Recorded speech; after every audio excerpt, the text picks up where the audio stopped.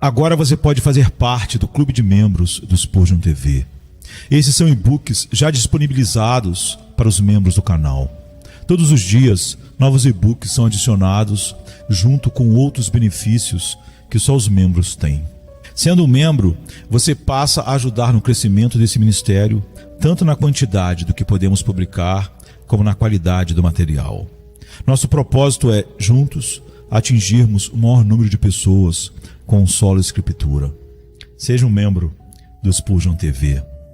Sermão número 524, pregado na manhã de domingo, 16 de agosto de 1863, por Charles Haddon Spurgeon, no Tabernáculo Metropolitano, Newington, Londres, Inglaterra.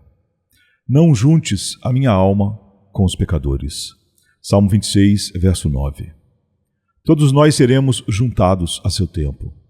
Quando o fruto está maduro, não pode permanecer para sempre na árvore, mas é colhido no cesto. Quando o calor do verão amadurece o cereal, a foice deve ser empunhada e a colheita realizada. Para tudo há um tempo e um fim. Certamente haverá um dia de ajuntamento para cada um de nós. Talvez seja amanhã. Talvez demore mais alguns anos. Talvez chegue através de uma doença longa, como a tuberculose ou outra enfermidade lenta. Ou talvez avance com passos rápidos e, no momento, sejamos reunidos ao nosso povo. Mais cedo ou mais tarde, para usar as expressivas palavras de Jó, o Todo-Poderoso fixará o seu coração em cada um de nós e recolherá para si o nosso espírito e fôlego. Esse ajuntamento está nas mãos de Deus. A oração do salmista o implica, e muitas passagens das Escrituras o afirmam. Como diz Young em seus pensamentos noturnos, nem mesmo o braço de um anjo pode atirar-me à sepultura. Os chamados acidentes não passam de arranjos de Deus. As enfermidades são seus decretos. As febres, seus nervos. As pragas, suas mensageiras. Nossa mortalidade permanece imortal até que o Eterno deseje que morramos. Tornai-vos filhos dos homens. Não pode ser pronunciado senão por nosso Pai Celestial. E quando Ele ordena, devemos retornar sem demora. Não creio, meus irmãos, que sabendo que nossa morte é certa e está inteiramente nas mãos do nosso bondoso Deus, devamos pedir muita coisa a respeito dela, além de: Pai, em tuas mãos entrego o meu espírito. E desta frase: não juntes a minha alma com os pecadores. Dificilmente posso aprovar aqueles que suplicam para não morrerem subitamente, pois a morte súbita é glória súbita. Tampouco posso aconselhá-los a pedir uma partida apressada, pois a carne e o sangue se retraem diante de uma dissolução imediata. Não orem por vida longa, nem por um túmulo precoce. Deixem tudo com a sabedoria infinita de Deus e concentrem todos os seus desejos neste único pedido do texto. Tomados de um santo horror diante do inferno destinado aos pecadores, busquemos garantir ao máximo nossa vocação para o céu dos benditos. Que o receio de sermos lançados fora junto aos ramos secos aumente nossa frutificação. E que nosso horror diante do caráter e do destino do pecador nos leve a apegar-nos ainda mais firmemente ao Salvador das almas. Dividiremos nosso discurso assim. Primeiro, o ajuntamento, onde contemplaremos uma visão. Em segundo lugar, a oração, onde notaremos um exemplo. Em terceiro, um temor, onde observaremos a ansiedade santa. E, finalmente, uma resposta que traz consolação. 1. O ajuntamento. Voltemo-nos de olhos abertos para ver o ajuntamento dos pecadores. E no santuário do Senhor compreendamos qual é o seu fim. Já houve muitos ajuntamentos parciais dos ímpios, todos culminando em ruína súbita e destruição. Vejam, 250 homens tomaram incensários na mão, desafiando descaradamente os servos escolhidos do Senhor, Moisés e Arão. Observem suas ímpias provocações contra o ungido do Senhor. Todos participam da rebelião de Coré. O povo foge de suas tendas e eles ficam sós. É apenas por um momento. Vejam, a terra se abre e eles descem vivos ao abismo, e a terra fecha a boca sobre eles. Minha alma treme e esconde o rosto de medo, e meu coração abatido clama: não juntes a minha alma com os pecadores. Contemple ali a cidade das palmeiras, protegida por suas fortes muralhas. Todos os habitantes reúnem-se dentro dela. Nos altos muros, zombam do pequeno grupo de silenciosos israelitas que, por 6 dias, marcham ao redor da cidade. Chega o 7º dia, e as trombetas de carneiro dão o sinal de destruição. O Senhor sai de seu repouso e, diante de sua terrível repreensão, os muros de Jericó desabam por terra. Onde estão agora os seus escárnios, ó congregação de ímpios? A espada de Israel se embebe em vosso sangue, ó amaldiçoados filhos de Canaã. Ao ouvirmos os gritos dos mortos e virmos a fumaça da cidade subindo ao céu e as chamas de Sodoma, curvamo-nos reverentemente diante de Jeová e clamamos: não juntes a minha alma com os pecadores. Avancemos alguns séculos e com choro contemplemos a cidade santa, formosa em sua elevação. Um dia a alegria de toda a terra, mas agora desamparada por seu Deus e cercada por seus inimigos. Todo o povo judeu veio de todos os cantos da terra, como se a carne tivesse sido lançada no caldeirão e o fogo arde com intensidade. Assim são reunidos para o juízo. Bem poderia o Messias que rejeitaram chorar sobre a cidade condenada, lembrando quantas vezes quis juntar seus filhos, como a galinha ajunta os pintinhos debaixo das asas, e eles não quiseram. Agora são ajuntados de outro modo, e as asas das águias romanas tremulam sobre eles, lançando-se à presa. Vejam as legiões romanas e as trincheiras construídas. Ai de ti, ó Sião, pois os destruidores não conhecem piedade, não poupam velhos nem jovens. Bem-aventuradas as estéreis e os ventres que não geraram, e os peitos que não amamentaram, pois chegou o dia da vingança do Senhor, e cumprem-se as palavras de Moisés. O Senhor levantará contra ti de longe uma nação, voará como a águia, gente feroz, não respeitará o ancião, nem se compadecerá do moço, e comerás o fruto de teu ventre, e carne de teus filhos e de tuas filhas, no cerco e na angústia com que os teus inimigos te oprimirão. Deuteronômio 28, 49 a 53. Ouçam, a trombeta conclama o guerreiro. Os veteranos de Vespasiano e Tito partem para o ataque. Ó cidade manchada com o sangue dos profetas e do Senhor dos profetas, teus muros não defendem teus filhos nem teu templo. Vejam, a mão impacável de um soldado arremessa uma tocha flamejante nos recintos sagrados do templo, e a fumaça escurece o céu. Podeis passear nessas ruínas fumegantes e contemplar os montes de cinzas misturadas com os corpos em chamas, os rios de sangue e as poças de sangue coagulado? Conseguiste permanecer onde a desolação reina, sem ver a justiça do Deus de Israel, ou deixar de repetir a humilde súplica do salmista: não juntes a minha alma com os pecadores. Onde quer que os inimigos de Deus se reúnam, logo veremos confusão, lágrimas e morte. Seja qual for o local em que os pecadores tramem seus planos, quando o juiz de toda a terra se levanta contra eles, logo vemos um acéldama, um campo de sangue. Mas, esquecendo agora esses ajuntamentos menores, por mais ilustres em horror que sejam, meus olhos fitam um ajuntamento maior, que ocorre a cada dia até cumprir-se por completo. A cada dia céus e terra ouvem a voz de Deus. Ajuntai-vos, sim, juntai todos os meus inimigos, para que eu os destrua completamente. Portanto, esperai-me a mim, diz o Senhor, até o dia em que eu me levantar para o despojo, porque a minha determinação é ajuntar as nações, congregar os reinos, para derramar sobre eles a minha indignação, todo o ardor da minha ira. Toda a terra será consumida pelo fogo do meu zelo. Sofonias 3, 8.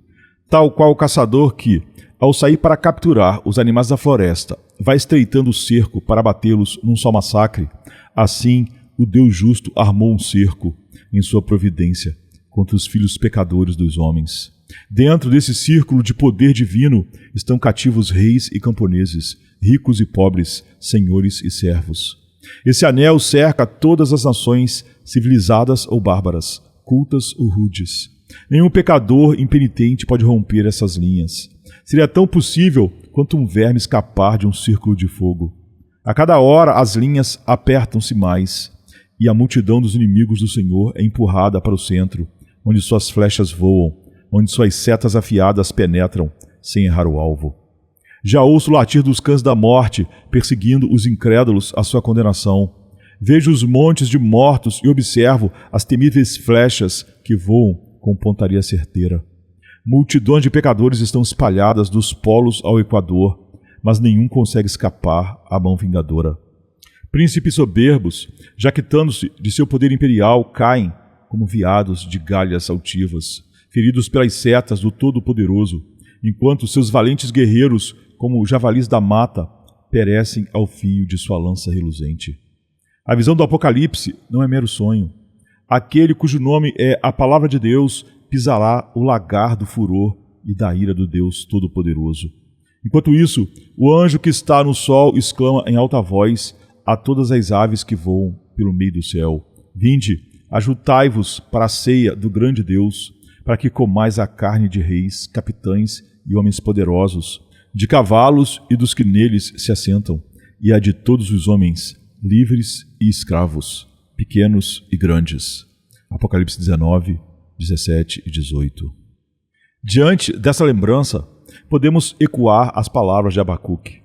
Quando ouvi, o meu ventre se comoveu, os meus lábios tremeram, apodreceram os meus ossos, e, estando eu em grande perturbação, descansarei no dia da angústia. Abacuque 3,16. Ó Deus de toda graça, suplicamos-te, pelo sacrifício expiatório de Jesus em que confiamos, não juntes a minha alma com os pecadores. Que tua providência, que ajunta o teu povo dentre os homens, lance mão de mim também. Que teus anjos, que guardam e vigiam o teu povo, guardem-me do laço do passarinheiro e da destruição que assola ao meio-dia. Mas a cena muda. Não vemos mais a reunião das multidões no grande vale da sombra da morte. Percorremo-lo adiante e nos encontramos à soleira da habitação dos espíritos. Vistes já os presos em suas celas, aguardando julgamento no próximo tribunal.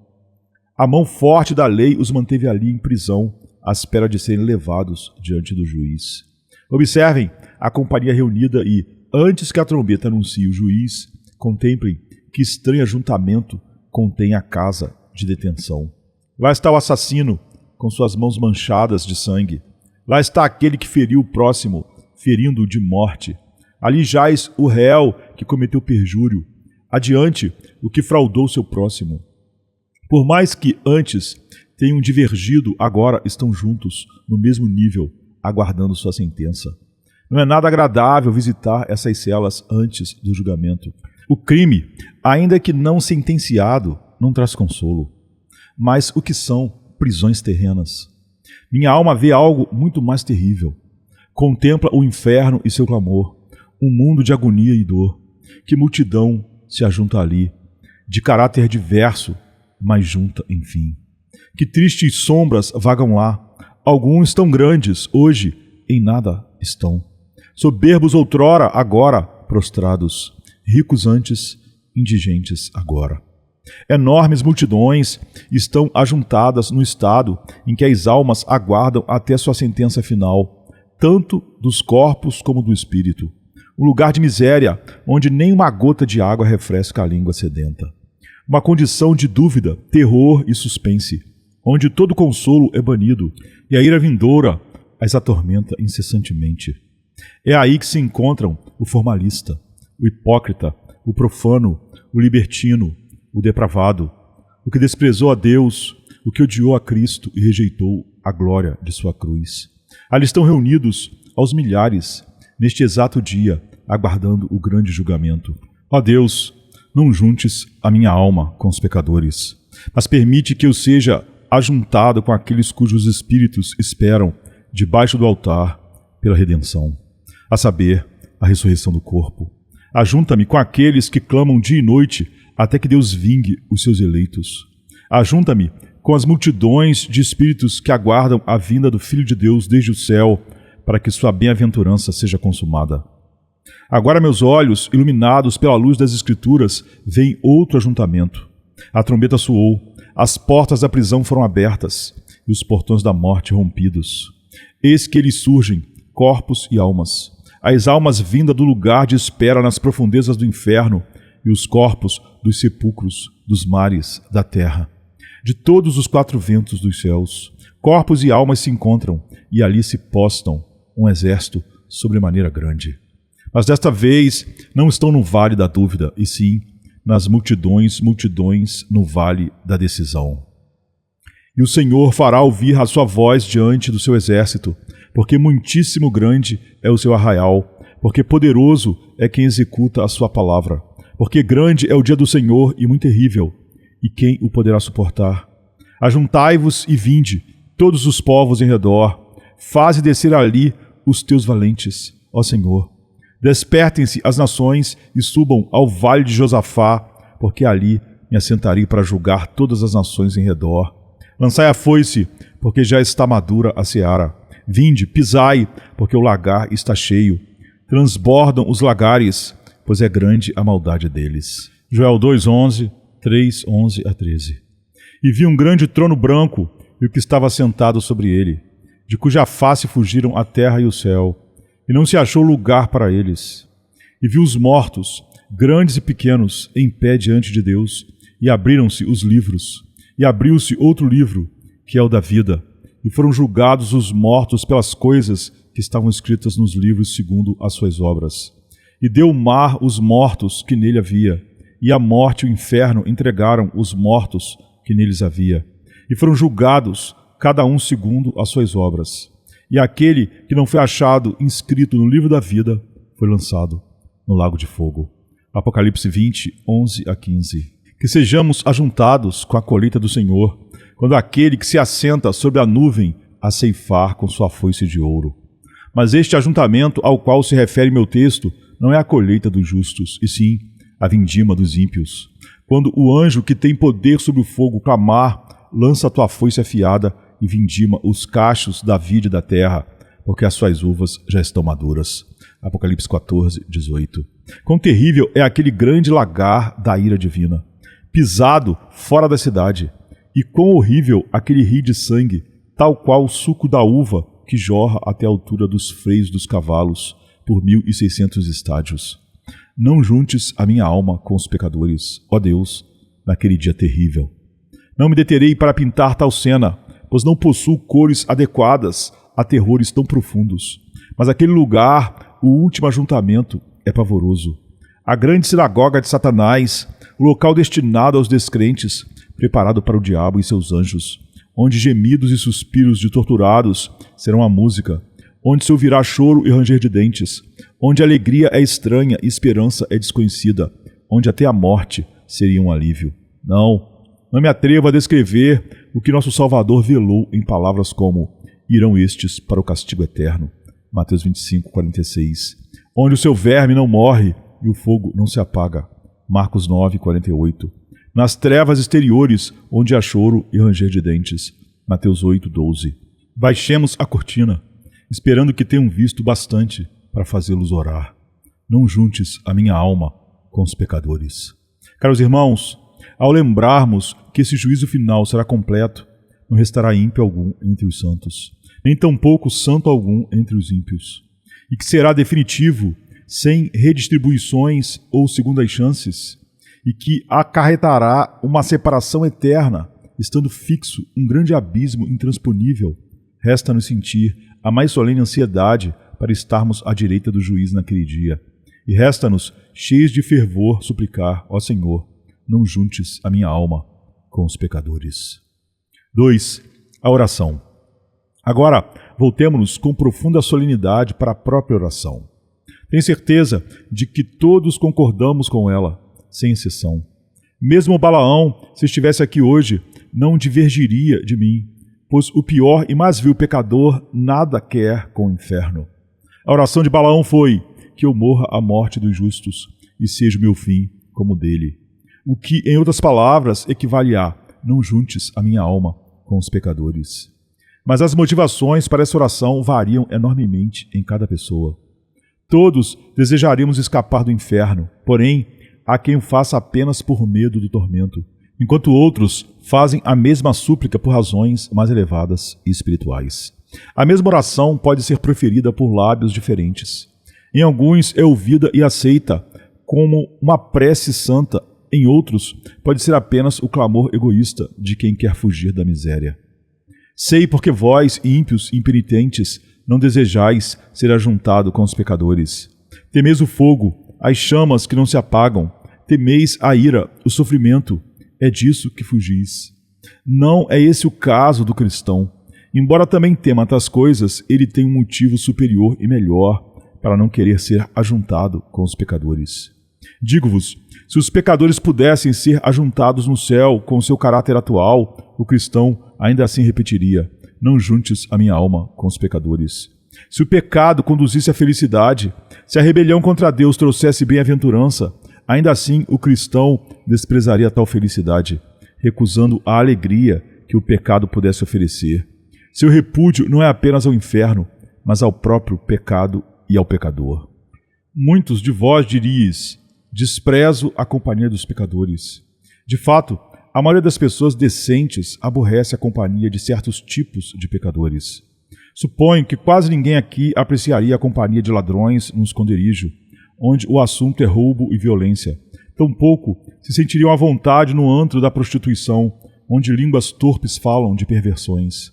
O mesmo valeria para bares vulgares e tabernas mal afamadas. Certamente não vos sentireis bem ali. Até mesmo muitos não convertidos fogem do vício quando este se apresenta de forma descarada. Mas pergunto, conseguis dizer: não juntes a minha alma com os pecadores, quando vedes os ímpios em seus dias de aparente glória e regozijo? Não invejais o comerciante desonesto que enriquece e ainda assim aparentemente escapa das malhas da lei? Nunca invejais os foliões que passam a noite em festas, rindo, bebendo vinho, entretidos em prazeres de lascívia? E aquele mundano entregue aos luxos, entrando onde a virtude não tem lugar, desfrutando prazeres inomináveis, nunca isso desperta a vossa inveja? A pergunta é: quando contemplais o lado brilhante do pecado, as honras, ganhos, prazeres, ainda assim orais sem hesitar: não junte a minha alma com os pecadores? Se não conseguis falar assim, sem reservas, deveis corrigir vossa prece, dizendo: não juntes a minha alma com os pecadores notórios. Pois saibam, há apenas um lugar para todo tipo de pecador, moral ou imoral, apenas religioso ou escancaradamente profano. E, se isso é que desejais, não sereis ouvidos. Pois, se no fim de tudo fordes ajuntados a pecadores menos vis, acabareis do mesmo modo com os piores. Quanto a vós, filhos de Deus, podeis fazer essa oração com sinceridade, afirmando: em toda a glória e pompa dos ímpios, em todas as suas riquezas, paz e conforto, minha alma os abomina e suplico-te, ó Senhor, pelo sangue de Jesus, não juntes a minha alma com os pecadores. Por que o cristão faz tal oração? Primeiramente, porque no pouco contato que já tem com os pecadores neste mundo, não quer sua companhia. Estar com eles é sempre desconfortável. A minha alma habita entre leões, habitando entre os que são inflamados contra Deus. Livra-me, Senhor, dos filhos estranhos. Salmo 57, 4 e 144, 11. Sentimos-nos incomodados com sua conversa, como Ló com o linguajar de Sodoma. Precisamos contê-los. Eles não agem livremente ao nosso lado. E eles também nos contêm, impedindo-nos de agir como gostaríamos. Sentimos-nos cerceados em nossa caminhada de santidade, vivendo nas tendas de Quedar. Salmo 120, 5. Ao desejarmos falar de Deus, não podemos, pois estamos entre pessoas para quem o nome de Jesus é motivo de escárnio. Como manter o culto doméstico quando metade da família ama o mundo? Como cantar o cântico do Senhor em terra estranha? Salmo 137, 4. Vós que habitais em Meseque, sabeis quão grande é essa aflição, quão terrível obstáculo à nossa espiritualidade e ao nosso crescimento na graça. Além disso, a companhia de pecadores nos tenta a pecar. Quem manterá sua veste limpa caminhando continuamente entre espinhos e abrolhos? Por vezes, nossos parentes e amigos incrédulos nos fisgam o coração e, sendo inimigos de Deus, levam-nos a atos que, de outro modo, jamais faríamos. Habitar com pecadores traz perdas ao cristão, de outra forma também. Quando Deus envia um juízo sobre uma nação, o crente sofre junto com essa mesma nação. Os juízos coletivos, fome, guerra, pragas, atingem tanto santos quanto ímpios. Portanto, apenas pela experiência, roguemos com Davi: não juntes a minha alma com os pecadores. E pergunto: qual tipo de pecador desejaria alguém ter como companhia? Não gostaria de viver com hipócritas, tão dissimulados que não se pode confiar neles. Tampouco com formalistas autoconfiantes, que, ao vangloriarem-se de sua suposta justiça, rebaixam a justiça de Cristo que amamos. E aos blasfemadores: quem suportaria ouvir palavrões e pragas incessantes? Ou ainda avarentos amantes do dinheiro, sempre mesquinhos? Ou coléricos que vivem irritadiços e nunca refreiam o ímpeto de sua ira? Em verdade, nada se assemelha menos a um cristão do que a companhia de qualquer tipo de pecador. Cordeiros e lobos, pombas e gaviões, anjos e demônios não convivem em harmonia. Assim, por experiência, o crente sente que não suportaria viver para sempre com nenhum grupo de pecadores. Ele sabe também que, na ressurreição, o caráter dos impenitentes será o mesmo de antes. Se eram imundos aqui, serão imundos ainda. Aqui seu pecado estava em botão, lá estará em plena floração. Se eram maus aqui, serão piores lá, pois aqui havia freios, leis, costumes, pessoas. Lá não haverá freio algum, e o inferno será um mundo de pecadores completamente soltos, fora da lei, cada um seguindo suas inclinações mais detestáveis. Quem deseja entrar ali? Outros sim, o lugar para onde irão amedronta-nos. O poço do inferno, a morada de miséria e ira eternas, que alma desejaria ser lançada lá? Além disso, haverá suas ocupações: blasfemar contra Deus, inventar novas formas de blasfêmia, afundar cada vez mais no lodaçal do pecado. Quem ficaria feliz em tal meio? Some-se a isso o sofrimento insuportável, físico e espiritual, pois Deus lançará no inferno tanto o corpo quanto a alma. De novo, quem escolheria essa companhia? Lembremos-nos também de que lá estão afastados para sempre de Deus, e Deus é nosso sol, portanto, eles jazem em trevas. Deus é nossa vida, logo, eles padecem morte pior que a morte. Deus é nossa alegria, então, eles só conhecem desespero. Isso bastaria para um crente, ainda que não houvesse outra penalidade: ser banido para sempre de seu Deus. Tu és o mais amado de todos os meus gozos, meu soberano Senhor do coração. Como poderia suportar te ouvir dizer: apartai-vos de mim? Que terrível e eterna escuridão, ver o meu Deus afastar-se, minha eterna morada em lugar onde não posso provar teu amor. 3. Um temor. Em nosso texto, também percebemos um temor, como se um sussurro chegasse ao ouvido do salmista, gerando nele esse tremor. Talvez, afinal, eu também seja ajuntado com os ímpios. Embora haja traços de incredulidade nesse sentimento, em essência, ele revela uma ansiedade santa. E não achais que alguns de nós possam bem experimentá-lo? Essa santa inquietação pode surgir quando lembramos nossos pecados passados. Antes de sermos convertidos, vivíamos como os demais homens, entregues às concupiscências da carne, deixando o pecado reinar no corpo mortal sem freios. Assim, às vezes, até o homem perdoado, embora confie em Cristo, pensa: e se afinal todo aquele passado for lembrado e eu for excluído dos salvos? Depois, recordamos nossa negligência presente e, como a pequena maçã verde, azeda, que vê as maçãs bravas sendo colhidas e pensa temerosa que talvez seja colhida junto delas por ainda não estar madura, assim nós, sentindo-nos tão fracos na fé, tão pobres no amor, tão imperfeitos, tememos: serei também lançado fora, junto dos pecadores? Além disso, consideramos nossa falta de frutos, e vendo o lenhador caminhar pelo pomar, cortando este ramo morto e aquele galho sem vida, tememos que, tendo tão pouco fruto, sejamos cortados também. Por fim, olhando para o futuro, lembramos nossa própria fraqueza e as muitas tentações que nos cercam, temendo cair e sermos presa do inimigo. Em meio a tudo isso, pecados passados, descuidados presentes, falta de frutos, fragilidade futura, não é de espantar que o crente, por vezes, trema por si mesmo e ore, como agora o faz: ó Deus, não juntes a minha alma com os pecadores. 4. A resposta. Uma palavra de consolação. Porém, se tens feito essa oração e se teu caráter corresponde ao do salmista neste salmo, não temas ser juntado com os ímpios. Tens as duas marcas que Davi tinha, um andar em integridade e uma confiança interior no Senhor. Esforças-te por conformar tua conduta ao exemplo de Cristo. Foges à desonestidade e à irreverência. Ao mesmo tempo, repousas no sacrifício de Jesus Cristo. Pode cercar o altar de Deus com esperança humilde? Se sim, tem bom ânimo. Não serás ajuntado aos ímpios, pois há uma ou duas razões que tornam esse desastre impossível. Primeiro, a regra do ajuntamento divino é semelhante com semelhante. Ajuntai primeiro o joio e atai-o em feixes para ser queimado, mas o trigo recolhei no meu celeiro. Não se diz, misturem tudo, o trigo e o joio no meu celeiro. Não, joio em feixes, trigo em molhos.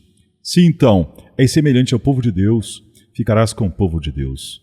Se tens a mesma vida que eles, se teu caráter é como o deles, se confias no mesmo Salvador, amas o mesmo Deus, desejas a mesma santidade, serás ajuntado com eles, pois o critério é a semelhança. Outra regra divina é que quem nos tem sido companhia aqui, o será no porvir. Deus, em certo sentido, nos deixará trilhar para onde desejamos desde já. Se nesta vida amaste as festas do pecado, procuraste o teatro como teu santuário, buscaste o vício como diversão e nunca viveste para o porvir, então serás enviado à companhia que escolheste. Mas se amas a casa de Deus, como o salmista, eu amo, Senhor, a habitação de tua casa e o lugar onde a tua glória assiste. Salmo 26:8. Se os santos te são por companhia e os eleitos te são irmãos, não serás separado deles. Terás a mesma companhia no céu que escolheste na terra. Se caminhaste com Deus aqui, reinarás com Ele lá. Se sofres com Cristo aqui, reinarás com Ele lá. Também não poderias ser ajuntado aos ímpios, porque fostes comprado por alto preço.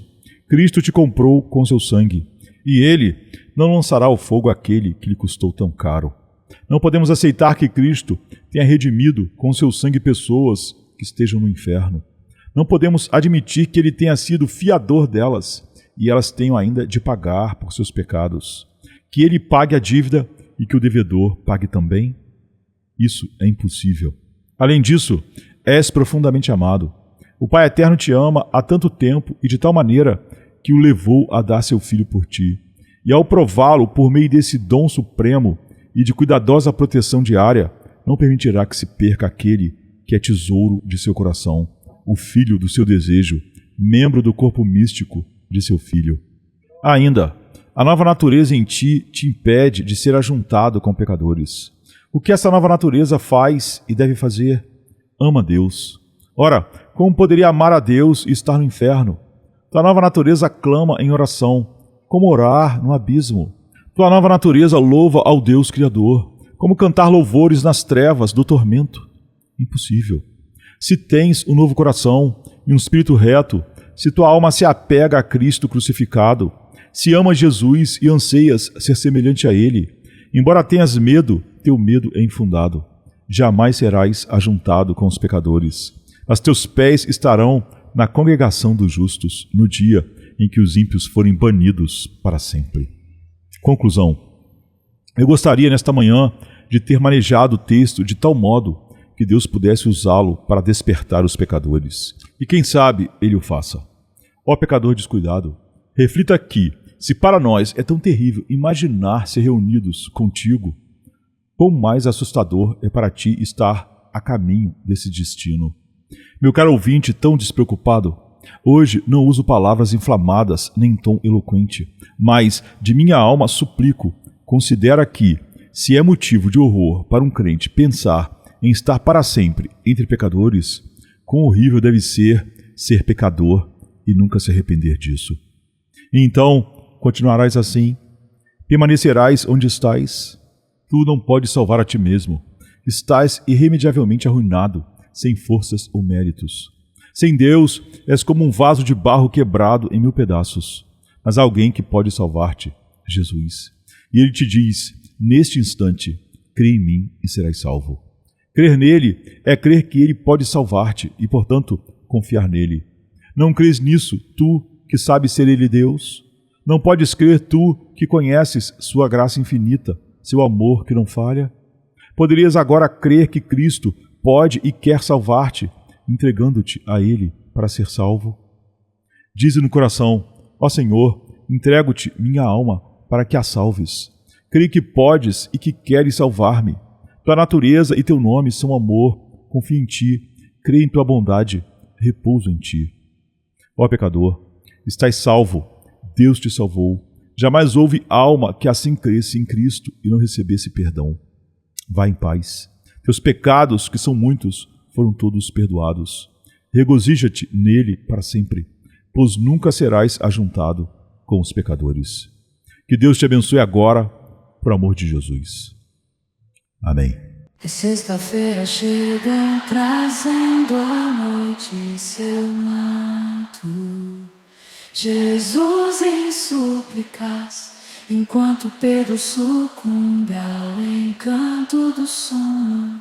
Judas, com seu beijo, selou o destino. Traição que esboça o pranto. No silêncio da noite, a esperança parece se esconder, mas o eco do domingo aos poucos começa a nascer. Pilatos em sua indecisão, o sinédrio em conspiração, a turba em escárnio desconhece a ressurreição. Discípulos fugitivos, corações partidos, Maria em lágrimas, Pedro nega, o galo canta anunciando a manhã que tarda. É sexta-feira, clama a criação, mas o domingo se anuncia, trazendo redenção. Nosso Salvador, sob o peso da cruz, caminha entre a multidão que zomba, sua santidade diminui. A coroa de espinhos, o sangue que escolhe marcas de amor infinito. É a sexta-feira, mas a esperança do domingo não está tão distante. Elevado na cruz, entre criminosos, a dor se faz presente. O véu se rasga, a terra treme, o céu escurece, um silêncio envolvente. A pedra colocada, os guardas se postam, a vigília começa, mas a promessa do domingo no coração ainda aquece. É sexta-feira, mas não é o fim. Domingo vem aí com vitória sem fim. A escuridão parece reinar, a morte sorri, certa de sua vitória. É sexta-feira, mas a história ainda não contou sua glória. O pecado julga ter vencido, a esperança parece falhar, mas a luz do domingo já começa a brilhar. O túmulo agora vazio, a pedra removida, Jesus ressuscitou, trazendo vida. Manhã de domingo,